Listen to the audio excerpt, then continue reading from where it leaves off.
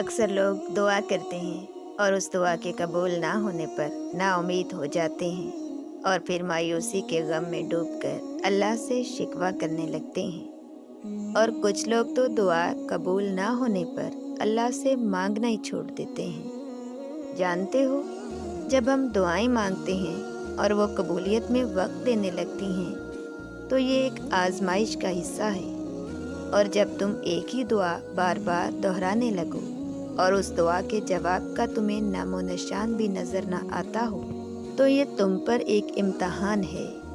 جانتے ہو وہ امتحان کون سا ہے؟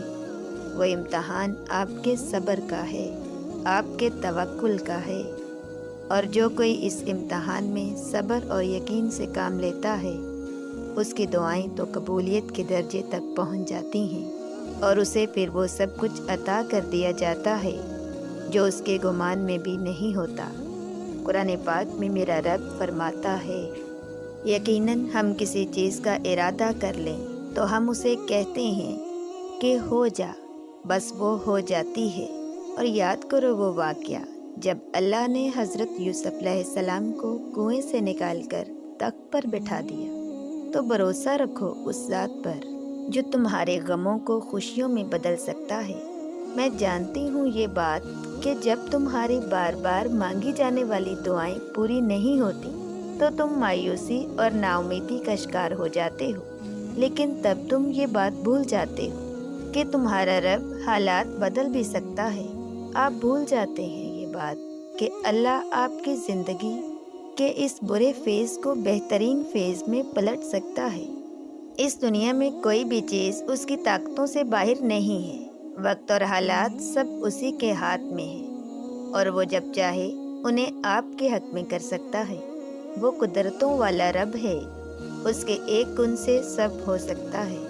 بے شک اللہ ہر چیز پر پوری طرح قادر ہے۔ یاد رکھو جو دعا قبولیت میں وقت لیتی ہے پھر وہ قبول ہو جانے پر وہی بدل دیتی ہے۔ سنو، جب اللہ تمہاری عرصے سے مانگی ہوئی دعاؤں پر کن کہے گا تو فیکون ہو جائے گا، حقیقت بن جائیں گی وہ ساری دعائیں جو ایک طویل عرصے سے آپ نے مانگنا نہیں چھوڑی۔ دعائیں مانگتے رہو، کیونکہ دعاؤں سے سب کچھ بدل سکتا ہے۔ جو تم نہیں کر سکتے وہ دعائیں کر سکتی ہیں، پھر بھلے ہی وہ کام تمہاری نظر میں لاکھ ناممکن ہی کیوں نہ ہو۔ دعائیں تو کن کی طرح ہوتی ہیں، آخر میں معجزے بن کر تم تک واپس آتی ہیں، اور عنقریب میرا رب آپ کو اتنا دے گا کہ آپ اس سے راضی ہو جائیں گے۔ قرآن کہتا ہے، اور تمہارے چاہنے سے کچھ نہیں ہوتا جب تک اللہ نہ چاہے، کیونکہ ہر چیز کا علم اللہ کو ہے، تم اس کے علم سے نا واقف ہو۔ جس شخص کو اللہ کے ہر کام میں حکمت سمجھ آ جائے وہ زندگی میں کسی بھی واقعے کے رونما ہونے پر شکوہ نہیں کرتا۔ یاد رکھو، اگر دیر کا مطلب انکار ہوتا تو اللہ 40 سال بعد حضرت یعقوب علیہ السلام کو حضرت یوسف علیہ السلام سے نہ ملاتا۔ صبر رکھو اور اللہ کے فیصلوں پر خوش رہو، تمہیں بہتر نہیں بہترین ملے گا، ضرور قبول ہوں گی تمہاری دعائیں، یہ وعدہ ہے تم سے اللہ کا۔